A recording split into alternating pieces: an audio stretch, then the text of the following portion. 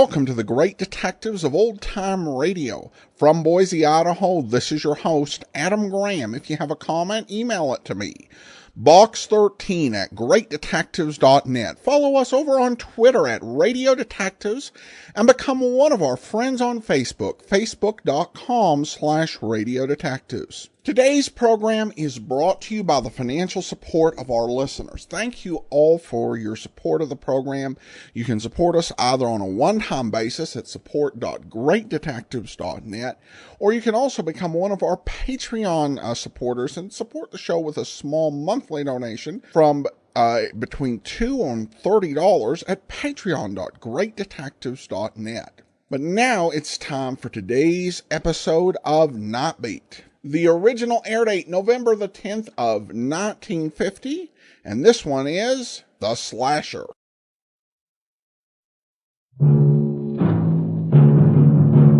Night Beat.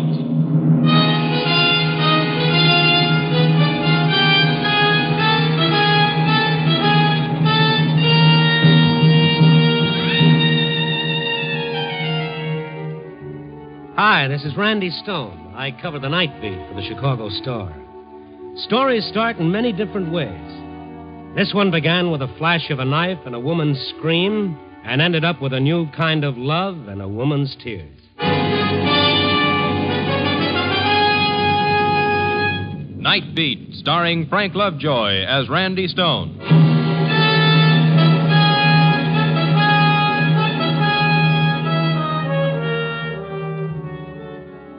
You ever notice how when the sun goes down, the chemistry of the whole earth starts a new reaction?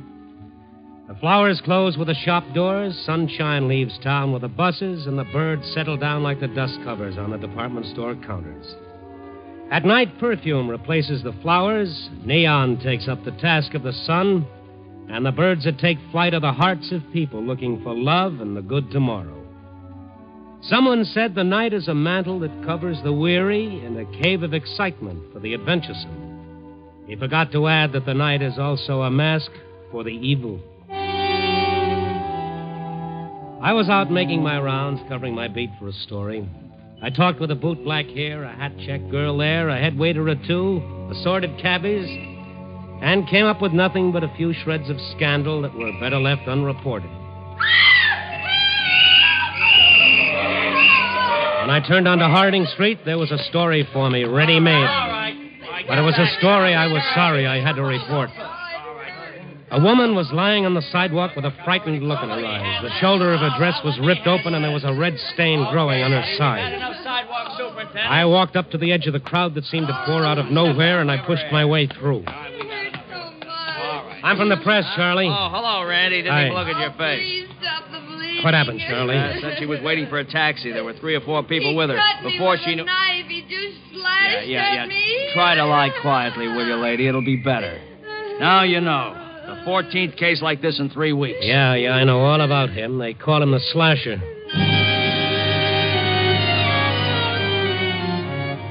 Like a good newspaper man should, I got the names, the places, the what, why, and how, and then I phoned them in.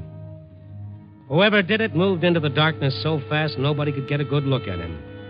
And the man the whole police force had tried to find for 3 weeks had come and gone like a vampire phantom. And another woman, they were always women, lay on the ground wounded. The whole thing disgusted me, and after the police had cleared things up, I went into Mike Creshaw's place for something cold to take the hot, dry taste out of my mouth. Yeah, wouldn't that curdle your hair? Yeah? Right on this very street. I'd like to get my hands on that screwball. Just one hand. I'd fix him so as he wouldn't be able to cut paper dolls. I hope they catch him soon. Why don't you newspaper men do something? You got the power in this town. Well, nobody knows what he looks like, where he comes from, or where he goes. What would you do if you were a newspaper reporter? Well, now that you mention it, I don't know. But sometime, somewhere, they're going to catch him. And things are going very bad with this gent. Very bad indeed. Here, let me put a head on it. Thank you. Mike, tell me, where'd you get those new murals on the walls? All right, huh? Yeah, we had them done just last week. The place looks like a magazine cover, huh? Mm-hmm. Look at those legs. Who did them? Oh, some joker named Rick Bennett. Works over at the Hofbrau now. I got him the job. Me. That's pretty good-looking art for a bar. Hey, he owed us a tab. We let him pay it off that way. What's the matter with the face of that girl, the one on the right? Hey, I've been wondering about that myself. I think he must have made a mistake somewhere. What do you think? Maybe he did make a mistake. Yeah, but look at that shape. Rick Bennett at the Hofbrau, huh? That's the guy. Does sketching. Thank you, Mike. I'll see you later. I didn't tell Mike what I was really thinking because it sounded too far-fetched to be true. But that mistake on her face looked to me like a scar. Why would a guy paint a scar on a beautiful woman's face? I dropped into the Hofbrau to get a look at this Rick Bennett. He was sitting in a corner booth with a pad of sketching paper, some charcoal, and some pastels. None of them were busy. I walked over. How much does a sketch cost? $1. Mm-hmm. Well, that's a deal. Here's your buck. Caricature or serious? Oh, serious. I'm going to give this to my girl. Don't waste your time. Turn your head, will you? A little more. Okay. You been around here long? 3 weeks. Been here all night? Just came in 10 minutes ago. Uh-huh. Mm-hmm. I'm an orphan. I got 3 teeth missing. I was a shot put champion in high school, and my favorite food is liver and onions. Anything else? No, not right now. He finished the picture in a few minutes. Without a word, he handed it to me. It was a perfect and talented reproduction, except for one thing. Down the left side of my face was a long, jagged scar. It's my trademark. Want your buck back? No, not especially. This is the strangest trademark I ever heard of. The reporter hears of a lot of strange things. What? Hey, you a newspaper man? Uh-huh. Yeah, give me the sketch. Yeah. There. It's clean. No scar. And here's your $1 back. This one's free. Oh, thank you. I get this preferential treatment just because I'm a reporter? That's right. If I'm going to ask a favor of somebody, I have to use better manners. If you don't mind, I thought maybe you could help me. What's your problem? I came here looking for a girl. Yeah. Ever seen her? No. Her name is Selma Vasek. She's beautiful. Too beautiful for her own good. She sings and dances a little. Well, I don't dance. Well, maybe you've been in a nightclub somewhere and she danced by. Can't seem to place her. It's the most important thing in the world that I find this girl. Being a reporter, you get around. You should know a lot of people. I do, but I'm afraid she isn't one of them. Selma's somewhere in Chicago. I know it. I'm not leaving this town until I find her. All right, calm down. Why do you want to find her? You ever hear of love? You know, boy meets girl. We had a little quarrel. Boy loses girl. She left. But I want to see her and make it all up to her. Got an extra copy of her picture? I got hundreds of them. I can give them to you in watercolors and oils and tempera and pastels and mud, plaster, or blood. And if I happen to see her? You tell her Rick Bennett, the love of her life, is looking for him. And Rick Bennett hasn't forgotten and that he's got something for her. There was something about his recent appearance in town and his morbid interest in scarred flesh that made me creep a little along the spine. It seemed to me that for her own good, I might be wise to look up the girl whose name on the picture read Selma Vasek. But where do you start in a city of 5 million with just a picture and a suspicion? And I remembered Bennett had said Selma Vasek was a dancer. I knew nightclub entertainers got jobs through agents, so I began looking up every agent I could find at that hour. On my 12th one, little Al O'Brien, I got a nibble. And now it seems to me, Randy, if you dyed this hair brunette and plucked those eyebrows a little and starved this girl for a few weeks, she'd be a dead ringer for a dame on the floor show at the Blue Marlin. Are you sure? Well, of course, you'd have to change the name, too. The dame at the Blue Marlin is called Honey Kane. The Blue Marlin was 5 minutes from Little Al's by cab, and I journeyed over. It was a drab joint needing paint and a new B in the sign and better liquor. I cased the chorus once, spotted Honey Kane, and went in the stage door.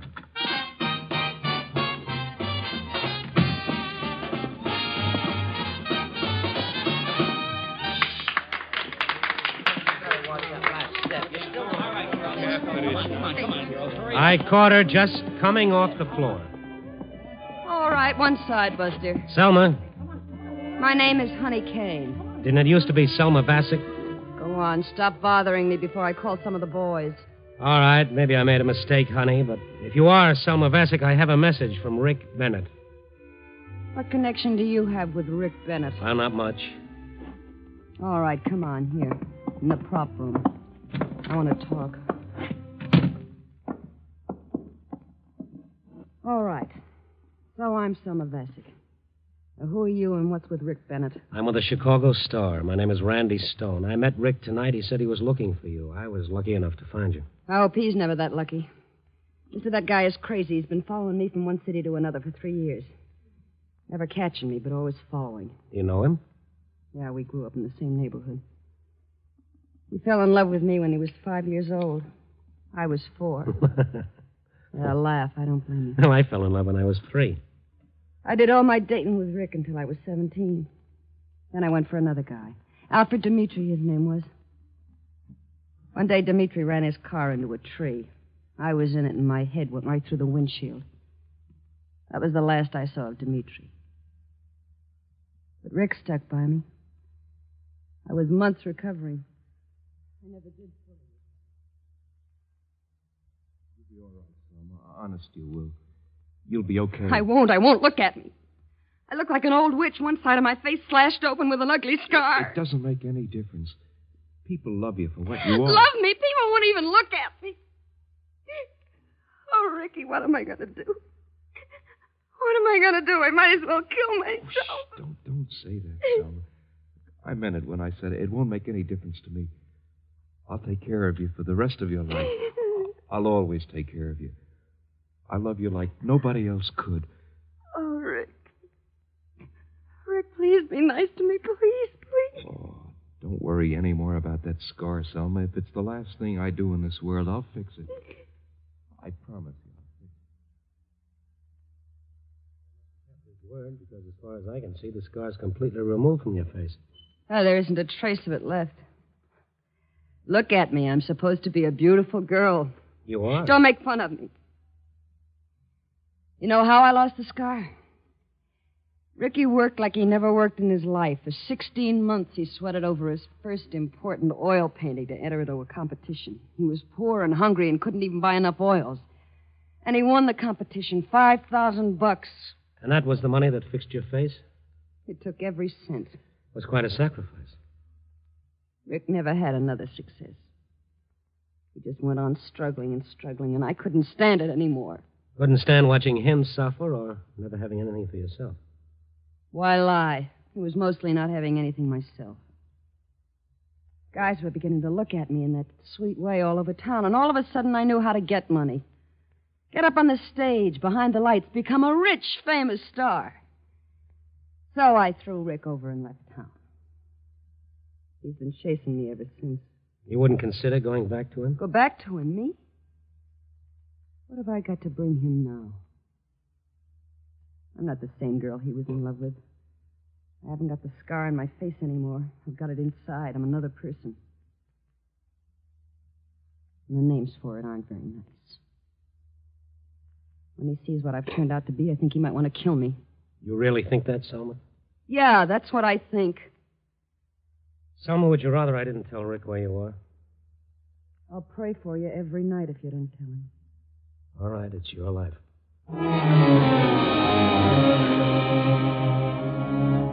I took it slow and thoughtful back to the Hofbrau. Rick was strange and Selma was strange, and the whole world seemed tortured at the moment.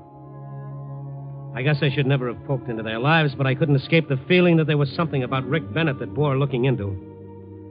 At the Hofbrau, they said he went home to his rooming house. I went there. Oh, Stone, the newspaper bug. What are you doing here? May I come in? Sure. You want another portrait? No. I think you know why I'm here, Bennett. Yeah. I don't suppose you had any luck. As a matter of fact, I did. I found her just like that. You found Selma? Selma, you found her? Well, where is she? Come on. Well, come on. Where is she? I can't tell you. Can't tell me after I've been looking for months and months for her? Well, come on. Spit it out, will you? Don't waste time. If you'll sit down and be quiet, I'll tell you about it. You tell me about it right now, or I'll tear you inside out. This is going to get you nowhere. Talk. Talk! I'll break every bone you have. Now, you want to get up and talk sense now? All right. Don't tell me. I never needed anybody before. I don't need anybody now. All right, don't tell me. I'll find her myself. When I do, she'll wish she never saw me. Put down that knife, Bennett. Yeah? You come within a foot of me, reporter. You'll be sliced in half now. Get away from that door. Go on, move! He ran out of the room, the knife still in his hand, and his face a picture of twisted madness. And as he closed the door, for the first time I noticed the room was filled with dozens of pictures of Selma Bassett. And every one of them had a long, jagged scar painted on the face. I realized at last what I didn't want to. Rick Bennett was the slasher.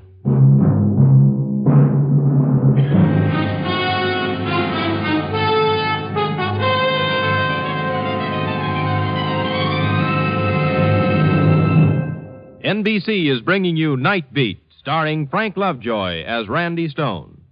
Of Duffy's Tavern. The welcome mat is out at Duffy's, and your host will be the ungrammatical Archie, played by Ed Gardner. As usual, Duffy won't be there, but he'll be represented by his charming daughter, Miss Duffy. Clifton Finnegan and Eddie the waiter also will be on hand to join in the mischief with Archie. It's top Friday evening listening later tonight with Duffy's Tavern over most of these NBC stations. And a reminder, this Sunday on NBC, it's The Big Show, an hour and a half of the best in comedy, music, and drama.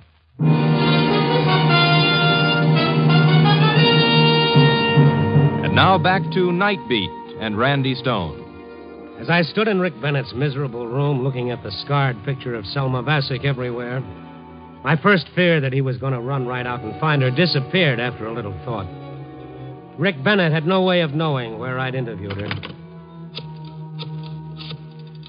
I didn't think he should be running around the streets with a knife in his hand, so I called the police. Central Division, Sergeant Friends. Sergeant, my name is Randy Stone. I'm with the Chicago Star. Can you take something down? Height, about 5'11". Weight, about 170. Late 20s. Hair, black. Eyes, gray, I think. Last seen wearing a dark blue suit, no hat, no gloves. His name is Richard Bennett. He's the slasher. He's the slasher. I just tangled with him, and he was carrying a knife. Also, I ran into him 2 blocks from where a woman was slashed tonight, and also, I've talked with him long enough to think that he thinks he's got a good reason for slashing people. Who'd you say this was? Randy Stone, Chicago Star. You sober? Yes. Where does this Bennett guy live? Well, he used to live where I'm calling from now, but I don't think he'll be back here.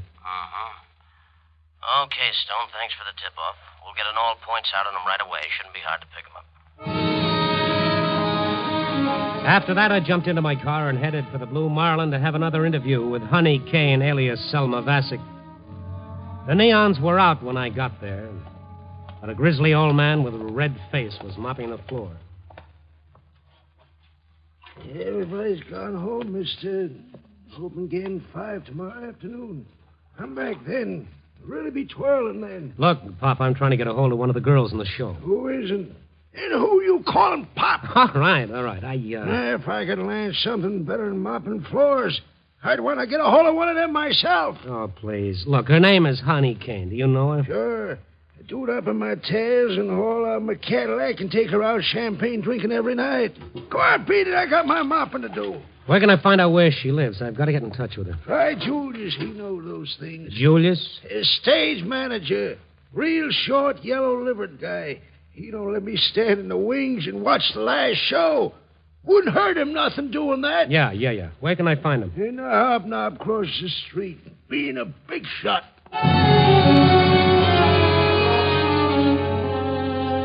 I found Julius across the street being a big shot. It was intermission for the little orchestra that was playing there, and he was standing behind the vibraharp playing lost chords. A bored bartender and a drunk passed out in an empty booth were his audience. Nobody looked up when I came in, most of all Julius, but he did answer me. Yeah, I'm Julius. I just came from the Blue Marlin. The janitor there said you could help me. Yeah? He's a dirty old man. I'm trying to locate one of the girls in your show. A lot of people are, brother. Now, why don't you... I went all through that with the janitor. I don't want to go through it with you. Now, my name is Stone. I'm a reporter. I'm on a story. I want to talk to Honey Kane. Do you have her address? Yeah, Mr. Reporter on a story. I got her address. But I ain't handed it out to you. You talk too smart. You move too quick. And you're sort of a jerk. I just don't like you. And I don't like you, mister.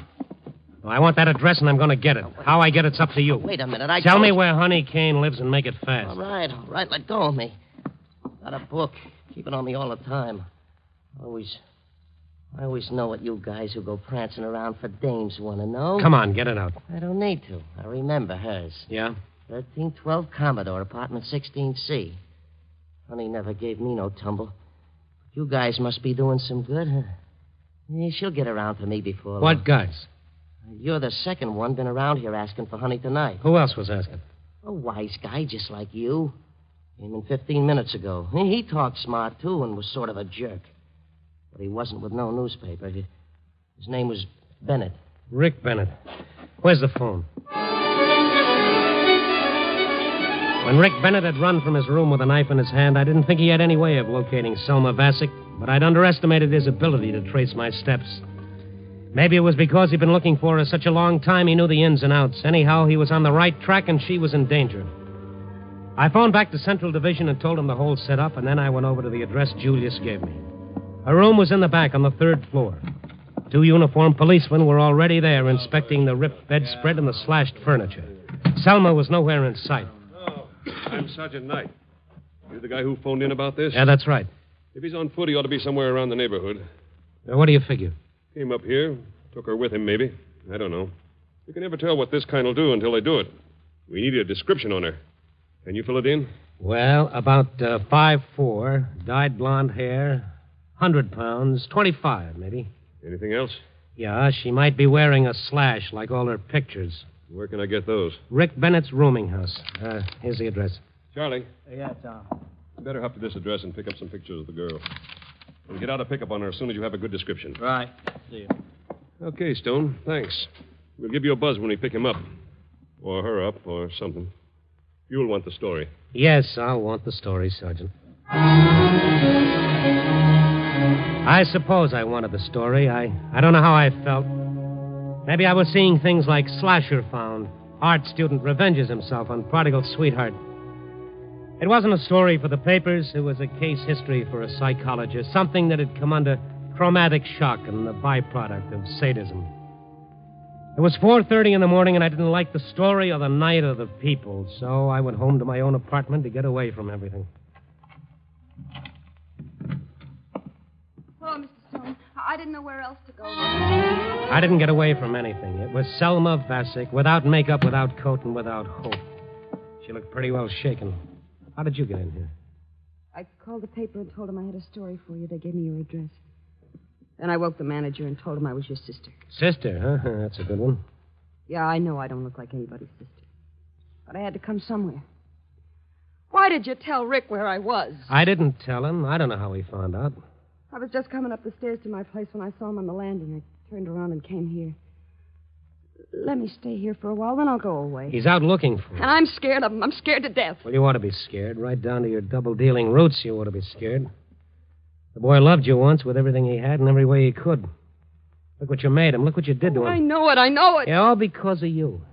He was probably a nice kid once with nice, normal, warm feelings. Now they might have to shoot him down before they bring him in.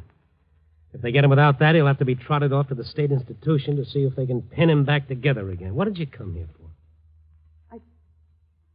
I came here because you're the only man. The only man who's ever talked nice to me since Rick. I guess I better go. No, stay. I'll phone the police and tell them you're safe. You can't go out now. There's a chance you'd run into him before they pick him up. Thanks, Mr. Stone. Thanks. Sure. You want a drink? No, thanks. Well, I do. Stone, it's Ricky. Oh, boy. Let me in, Stone. Let me in. Look, there's a phone. There's a phone in the next room. Dial O. Talk low. Tell the police. He'll kill me. Stay in that room. Lock the door. Keep quiet. Go on. All right, I'll go. All right, just a minute. Oh, hello, Rick. Well, you've had a big night. Where is she, Stone? Where's Selma? I thought you went out looking for her. I did, and believe it or not, I found out where she works and where she lives, but she isn't at any of those places. Oh, that's too bad. Have a drink. Listen to me, wise guy. You phoned her or warned her that I was after her, and you know where she's hiding. Now tell me. Tell me where she is, Stone, or I'll carve you up. The same knife I'd seen him grab from the table in his room was still in his hand. This time it looked about 3 feet long and several shades shinier. He held it waist level, cupped in his right hand, and he walked toward me. I didn't know whether to take a chance and try to get at him or stand my ground and try to argue him out of it. Either way, he was a madman. He had a knife, and he looked like he was going to use it. Ricky, stop it. What? Selma. I'm the one you want, not Mr. Stone. He's never done anything to you. I'm the one who's hurt you. Selma, use your head. You shut up, Stone. She's right. Come here, Selma. You changed. Your eyes are tired. You're different. Yeah, You're Ricky. different. Yeah, I'm different. But you're still you. I used to love you, Selma. Now I hate the sight of your pretty face. Pretty face. Pretty face? Do you call this pretty? Yeah. It's still pretty enough. Stop it, both of you. Let him go, Mr. Stone. I deserve it. Well, Ricky? Yeah. You deserve it, Selma, and you... Well, go ahead, Ricky. There's nothing anyhow. Nothing. I can't, Selma. I can't do it. I've looked for you all this time. I've wanted you so much. And hated you so much for the thing you did to me. I can't, Selma. I still love you. Well, that did it. I've run into some weird ones in my time, but this was the topper. I put in a call to police headquarters. The same people answered. Central Division, Sergeant Friends. Sergeant, Randy Stone again. I got your boy for you. He's in my apartment. The address is... We're drunk. What? Hey, what is this? We picked up the slasher a half hour ago. And, brother, your description. He's blonde, short, wore a light suit, and drove a tan convertible. Sleep it off, Stone. But I tell you, I got him right here. He almost slashed... Almost. Yeah. We caught our guy doing a job. But... Sleep it off, Stone. Good night.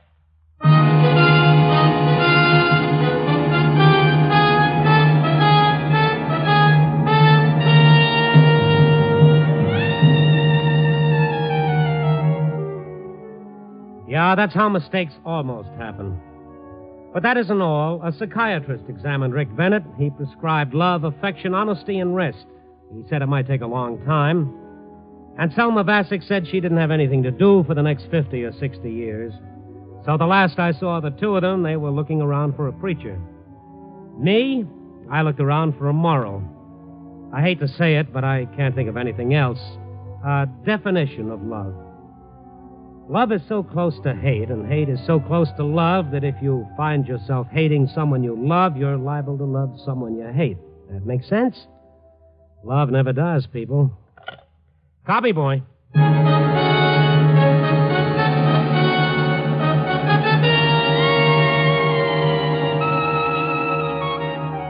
Night Beat, starring Frank Lovejoy, is produced, edited, and directed by Warren Lewis. Tonight's story was written by E. Jack Newman and John Michael Hayes, with music by Frank Worth. The part of Rick Bennett was played by Jeff Corey. Selma was Joan Banks. Others in tonight's cast were Sid Miller, Nestor Paiva, Jerry Hausner, and Lou Krugman. Frank Lovejoy can currently be seen in the Warner Brothers picture Breakthrough, co-starring with David Bryan and John Agar.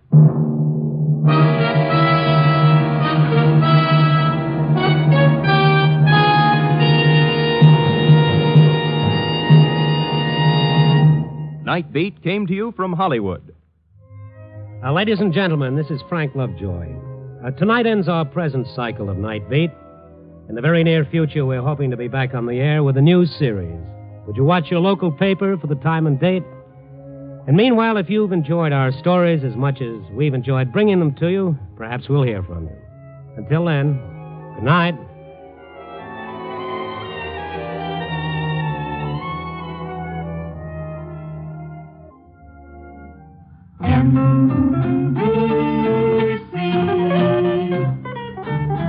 Enjoy the very best in radio. Be sure that you're dialing right.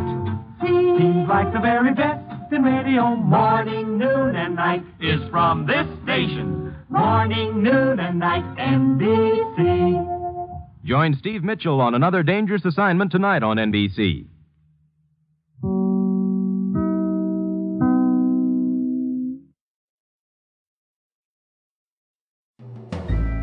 This is Andrea J. Graham, author of the Web Surfer series. Oh, and a Madam's Wife. You're listening to the Great Detectives of Old Time Radio.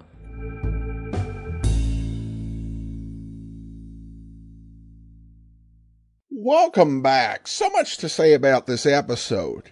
I'll start with the ending jingle. I love that. That was just so fun and peppy in that really unique 50s way. That was just a pleasure to listen to. And just overall, this was a great story with some really good twist. My favorite scene in this is right after Randy had chewed woman out and explained how all this was her fault and asked why she had come. And she said it was because he had been the first man in a long time to talk nice to her.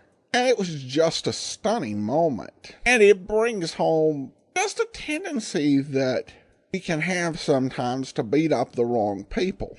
Because there are people who know that they have done something horrible and feel the real weight of guilt of that whole situation and don't really need you to tell them how horrible they are. But still, even though he made a mistake or two in this episode, you still see Randy's goodness and decency shining through the whole episode.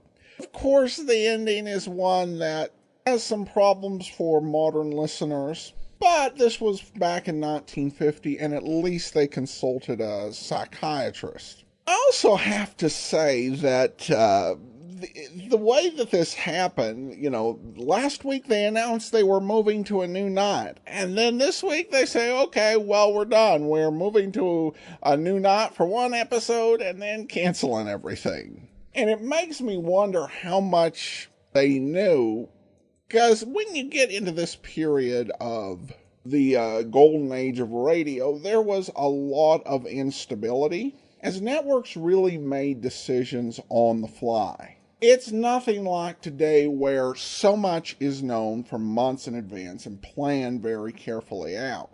Of course, we have heard these sort of appeals before, particularly on NBC programs, such as their run of The Amazing Mr. Malone and The Big Guy, essentially saying it's up to you listeners to send in your comments in order to save the program. In the cases of those programs, they never came back on the air. But Nightbait did, which I think is a testament to how good this show was. If this has been all we got, it would be a really big mistake, because it showed in these 40 episodes such a great promise, not only with the solid performance by Frank Lovejoy, but really taking some of the best character actors that were working in Hollywood on radio and giving them scripts they could really sink their teeth into, and performances that they could just shine in. And there would be a return for Nightbeat. So the first one would be a bit short-term, and we'll talk about that next week. But now, listener comments and feedback. And Michael writes over on Facebook, keep the current theme song. I have become used to it. Well, thanks so much. I appreciate your comment on the theme song issue, Michael. And that will actually do it for today. If you do have a comment, send it to me, box13@greatdetectives.net. Follow us on Twitter @Radio Detectives and become one of our friends.